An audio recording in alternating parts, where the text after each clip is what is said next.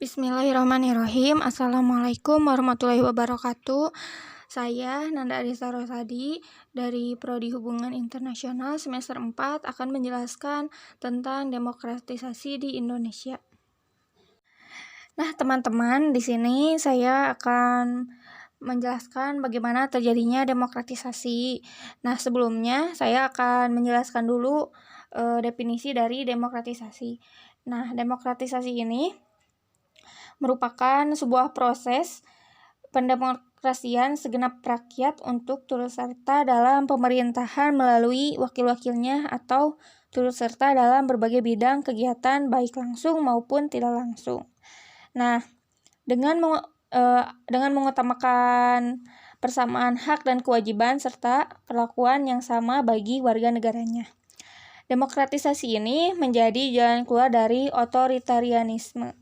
Nah, demokratisasi ini juga adalah proses untuk mengembalikan hak-hak rakyat sehingga banyak rakyat menyukai demokrasi.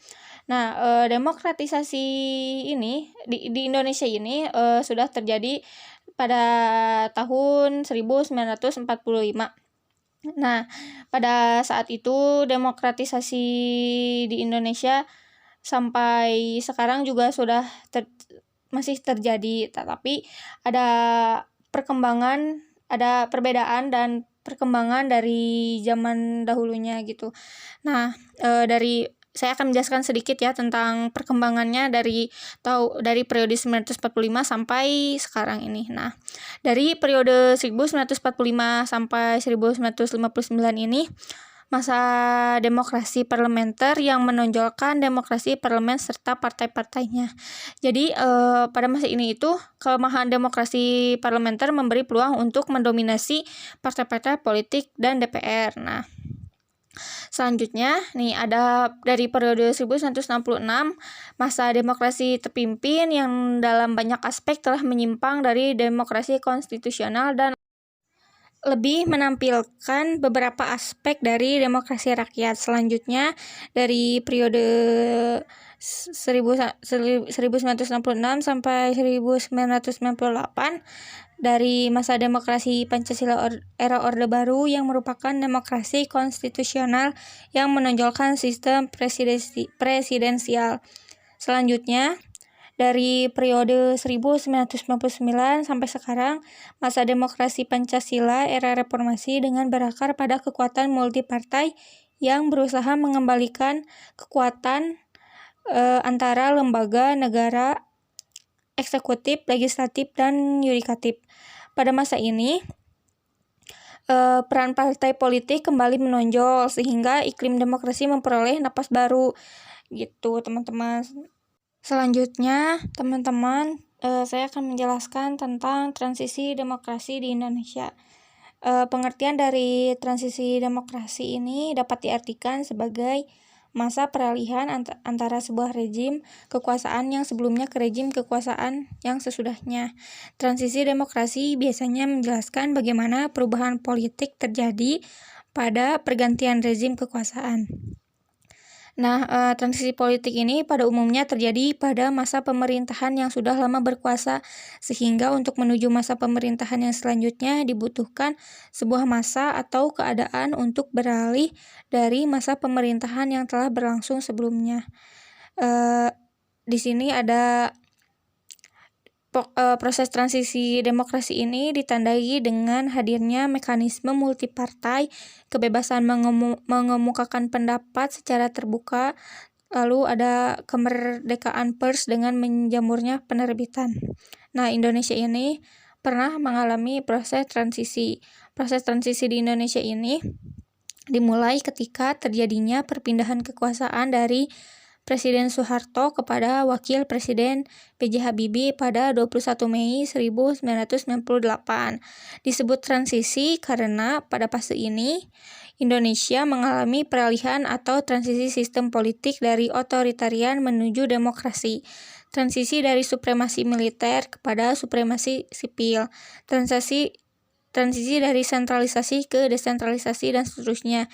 Yang maknanya adalah Indonesia telah beranjak meninggalkan sistem diktator dan sedang menuju perubahan sebagai negara yang demokratis. Nah, itulah penjelasan sedikit dari saya. Selanjutnya ada teman saya Ida Aisyah yang akan melanjutkan presentasi dan menjelaskan sedikit tentang perubahan demokrasi dan demokratisasi di ASEAN. Saya di sini menjelaskan mengenai perubahan demokrasi, di mana menurut George Serson memperkenalkan konsep demokrasi beku yang menggambarkan kondisi masyarakat dengan sistem politik demokrasi yang semula bersemai berubah menjadi layu dikarenakan berbagai kendala yang ada, di mana proses demokrasi mengalami suatu pembusukan dikarenakan ketidakbisaan pemerintah dalam mengatasi perubahan sosial, ekonomi, politik yang mendasar sesuai dengan tuntutan reformasi. Maraknya aksi-aksi kelompok-kelompok yang mengatasnamakan masyarakat mengadili kaum minoritas, banyaknya ponis-ponis yang tidak adil, oknum-oknum lembaga penegak hukum yang terlibat korupsi berkeliaran karena merasa di atas hukum. Bahkan konflik institusional antara penegak hukum turut mencederai demokrasi kita. Melihat ini juga didukung oleh studi John Markov dalam bukunya Gelombang Demokrasi Dunia tahun 2002. Beliau menyebutkan ada 4 indikator yang mendasar beroperasinya demokrasi beku. Yang pertama ada kondisi perekonomian yang tak kunjung membaik. Kedua, mandeknya pembentukan masyarakat sipil. Yang ketiga, konsolidasi sosial politik yang tak pernah mencapai soliditas. Dan yang terakhir, penyelesaian sosial politik hukum masa lalu yang tak kunjung tuntas. Atau indikator yang mendasari beroperasinya konsep demokrasi beku diantaranya adalah perekonomian yang tak kunjung membaik. Nah, Badan Pusat Statistika (BPS) mencatat pertumbuhan ekonomi Indonesia pada triwulan 1 2013 sebesar 6,02% dibandingkan periode yang sama tahun lalu, atau tumbuh 1,41% dibandingkan triwulan sebelumnya. Meskipun ekonomi Indonesia sedang tumbuh, namun jika tidak disertai dengan pemerataan hanya akan menghasilkan pertumbuhan yang tinggi dengan tingkat kesenjangan yang juga tinggi. Nah, indikator yang kedua, mendeknya pembentukan masyarakat sipil. Nah, pasca reformasi, pembentukan masyarakat sipil kembali bergeliat. Voltaire 2001 dikutip Zuriatun Thayyibah menjelaskan bahwa sejak reformasi 1998 tengah terjadi peningkatan fungsi masyarakat sipil. Meski demikian, masih terdapat segmen tertentu dari masyarakat sipil yang berwatak eksklusif dan membatasi partisipasi warga negara lainnya. Nah, untuk indikator yang kedua, konsolidasi sosial politik yang tak pernah mencapai soliditas. Nah, sistem pemerintahan presidensial dengan multipartai menciptakan iklim demokrasi yang tersandra kepentingan masing-masing partai. Akibatnya, kondisi sosial politik menjadi ramai oleh hiruk-pikuk. Nah, Juan Lins dan Arturo Valenzuela 1994 berpendapat sistem presidensial yang diterapkan di atas struktural politik multipartai atau presidensial multipartai cenderung melahirkan konflik antar lembaga presiden dan parlemen serta menghadiri demokrasi yang tidak stabil. Nah, untuk indikator yang terakhir, penyelesaian sosial politik hukum masa lalu yang tak kunjung tuntas. Menurut data dari Komisi Nasional Hak Asasi Manusia atau Komnas HAM, terdapat kasus-kasus yang sama sekali belum tersentuh proses hukum, seperti pembantaian misal 1965, penembakan misterius, kasus Timur Timur, Aceh, Papua, Dukun Santet, Marsinah, dan Bulukumba. Sementara kasus yang macet di Kejengung seperti kasus Talaga Sari Mei 1998, Semanggi 1 dan 2, dan penembakan mahasiswa Trisakti. Apa yang dikatakan oleh John Markov rupanya terjadi di Indonesia. Pasca reformasi, kondisi perekonomian makin tidak menentu, pengangguran dan orang miskin semakin banyak. Mengacu pada 4 indikator di atas, boleh jadi Indonesia sedang mengalami demokrasi beku. demokrasi yang tidak memberi makna apa-apa bagi bangsa.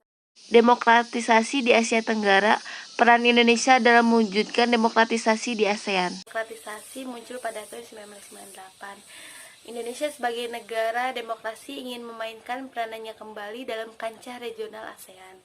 Minat Indonesia dalam promosi demokrasi dan hak asasi manusia mencerminkan kemajuan demokrasi di Indonesia, sekaligus menegaskan kepemimpinan tradisional di ASEAN.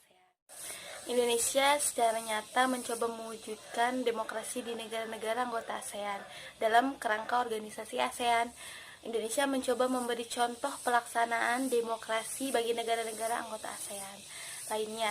Sementara secara organisatoris, terus berusaha memasukkan agenda demokrasi dalam kesepakatan ASEAN. Indonesia berhasil memasukkan agenda pembangunan politik dalam VNT Action Plan dan ASEAN Security Community Plan of Action pada tahun 2004. Komitmen ASEAN untuk demokrasi dan hak asasi manusia ditunjukkan kembali pada Piagam ASEAN yang ditandatangani oleh para pemimpin anggota ASEAN pada bulan November 2007. Piagam ini mewujudkan komitmen ASEAN untuk memperkuat demokrasi di dunia di dalam negara-negara anggota ASEAN.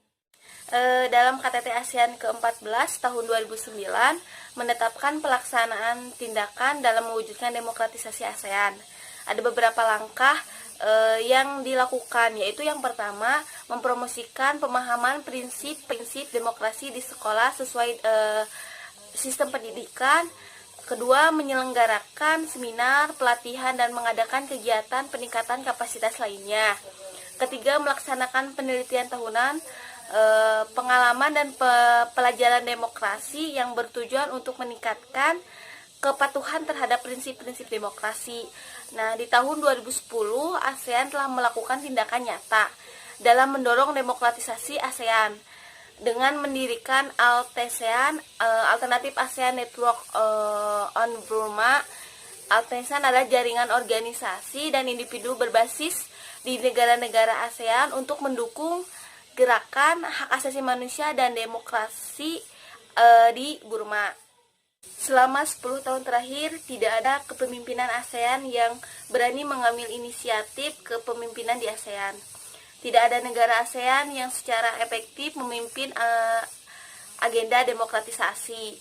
Indonesia sendiri masih harus menghadapi masalah pelaksanaan demokrasi di dalam negeri.